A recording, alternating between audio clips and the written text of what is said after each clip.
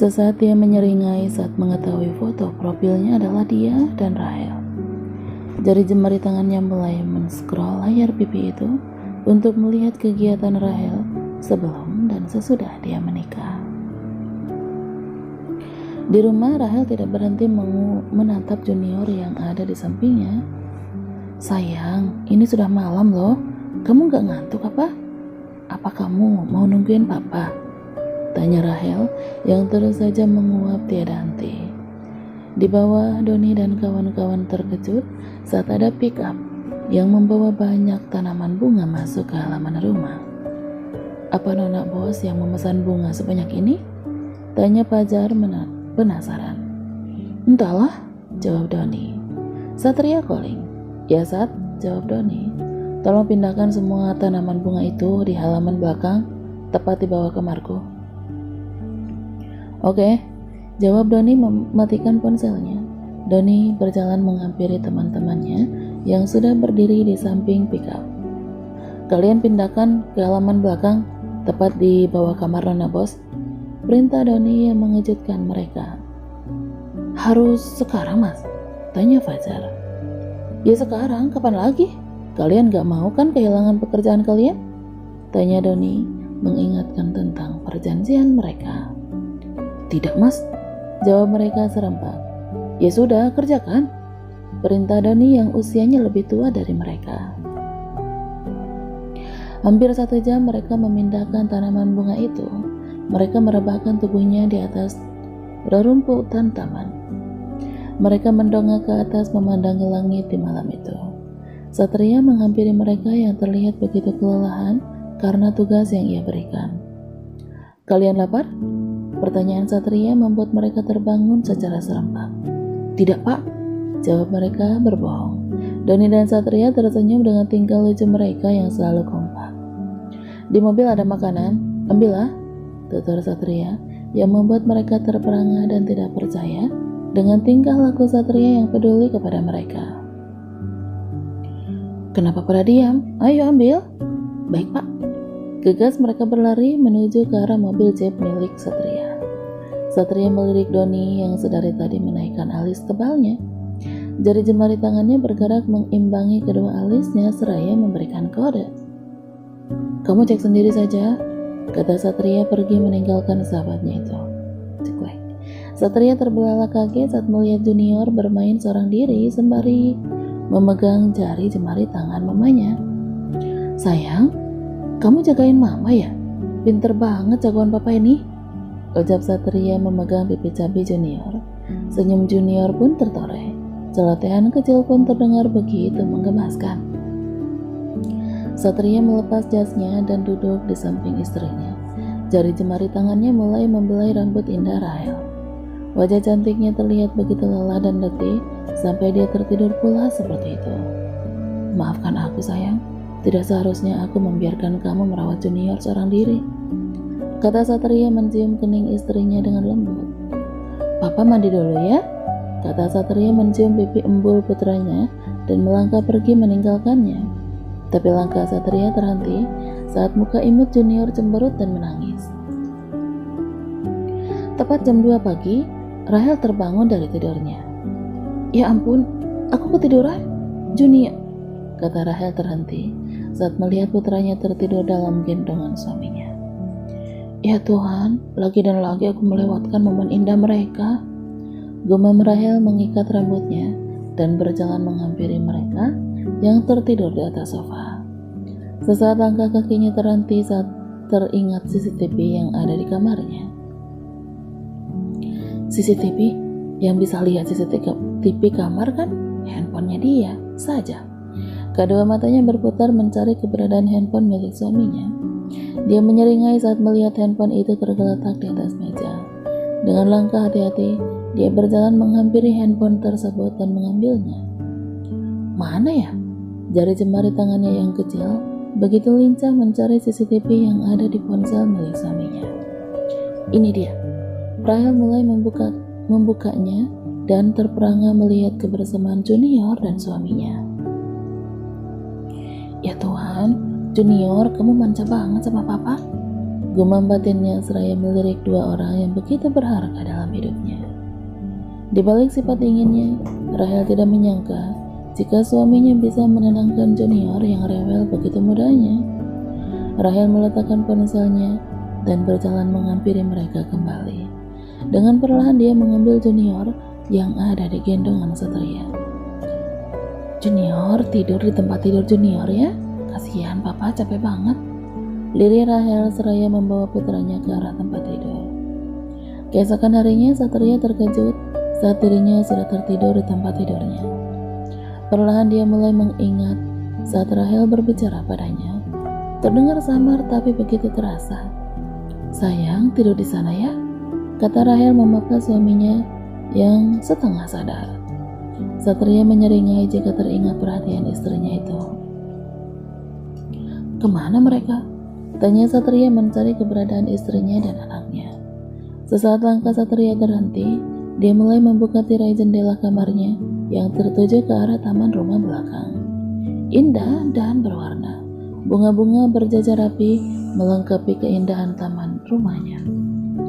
Semoga dengan adanya bunga-bunga ini, kamu tidak akan merasa bosan lagi, kata Satria menutup tirai jendela kamarnya kembali saat Rahel memanggilnya. Sayang, baru bangun? Tanya Rahel memeluk tubuh suaminya yang sispai. Iya, Junior mana? Tanya Satria. Junior sama Doni, aku menitipkan Junior karena aku mau mandi sebentar, kata Rahel melepas pelukannya. Tapi Satria menahannya.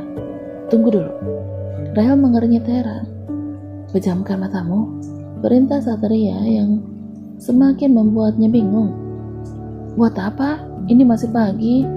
Lirih Rahel yang menduga Satria ingin menciumnya. Tutup saja, perintahnya dengan lembut. Ya sudah, Rahel mulai memejamkan kedua matanya. Satria mengarahkan tubuh Rahel tepat di depan jendela yang mengarah pada taman belakang rumahnya. Buka matamu, perintah Satria seraya membuka tirai jendela kamarnya. Sudut mata indahnya menyipit saat cahaya surya menyinari wajah cantiknya. Rahel terperangah dan terkejut saat melihat bunga indah bermekaran di taman belakang rumahnya. Sayang, sejak kapan bunga-bunga itu ada di rumah kita? Tanya Rahel yang tidak bisa menyembunyikan rasa bahagianya itu. Sejak aku tahu kalau kamu sangat suka dengan taman bunga. Apa kamu suka? Makasih sayang, ucap Rahel memeluk tubuh kekar suaminya. Satria terkejut saat ciuman mesra mengarah pada bibirnya. Makasih sayang, terima kasih sudah berusaha menerima diriku ini yang super duper manja. Satria memeluk tubuh istrinya dengan erat, seraya menatap ke arah bunga-bunga yang bermekaran.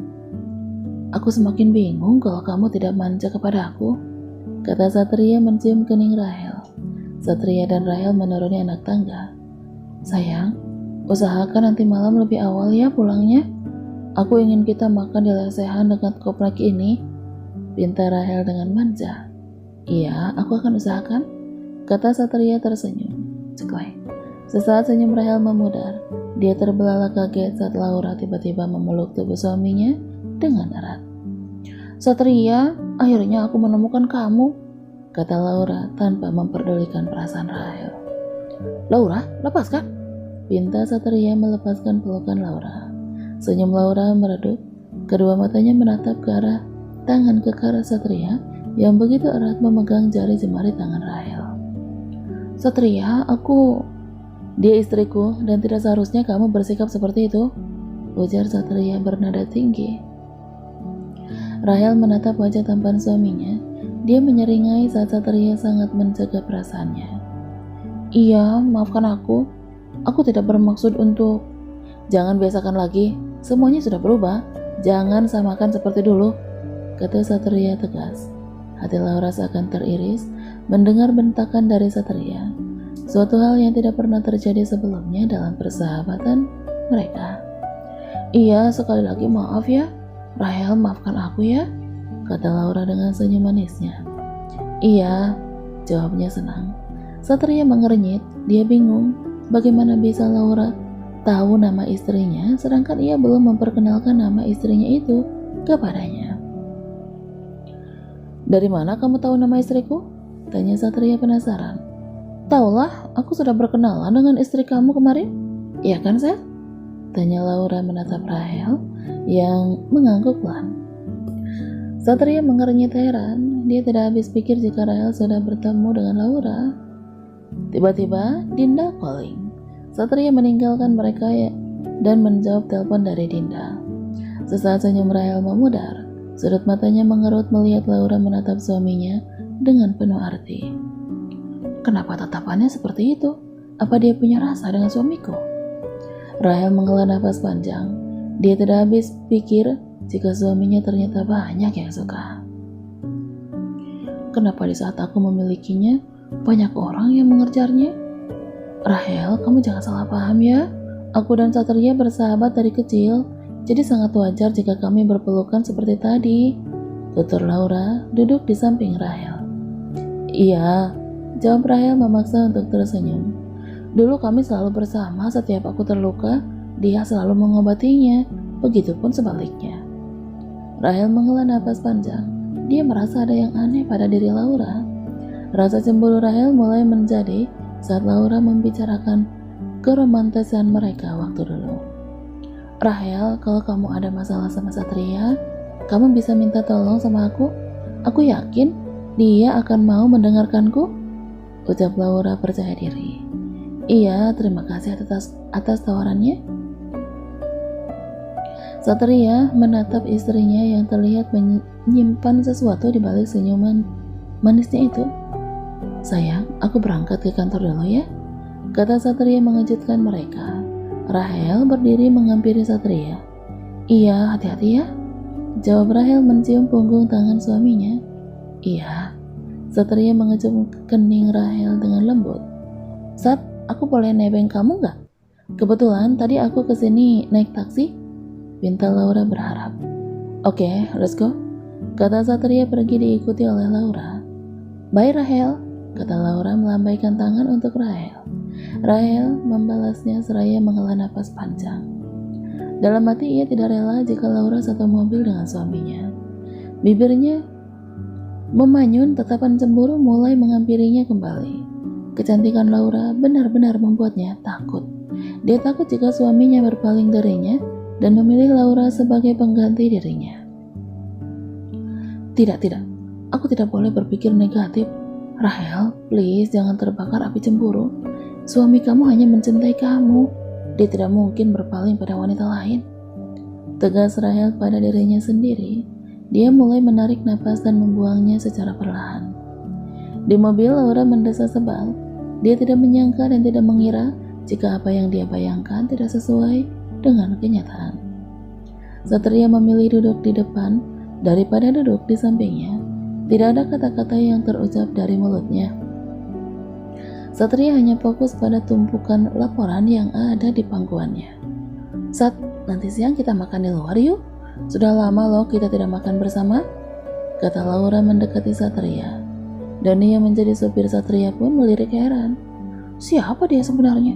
Bisa-bisanya dia mengajak suami orang untuk makan siang bersama. Gumam batin Doni penasaran. Lain kali saja, akhir-akhir ini aku sangat sibuk, jawab Satria tanpa melirik sedikit pun ke arah Laura. Ya sudah, jawab Laura kecewa. Doni tidak berhenti menatap Laura yang terlihat di balik kaca spion mobil. Dia mengernyit heran dengan sikap aneh Laura itu. Doni, di pertigaan depan kita berhenti, perintah Satria. Laura terbelalak kaget. Bisa-bisanya Satria berniat menurunkannya di pertigaan. Aku berhenti di sini saja, sahut Laura. Ya sudah, Doni berhenti. Oke. Laura mulai turun dari mobil Satria. Dia menghela napas panjang. Kedua matanya tidak berhenti menatap ke arah mobil Satria yang mulai menghilang di pertigaan lampu merah. Dia tidak menyangka jika Satria benar-benar menurunkan dirinya. Tega kamu, Sat? Bisa-bisanya kamu menurunkan aku di sini? Gerutu Laura memicing.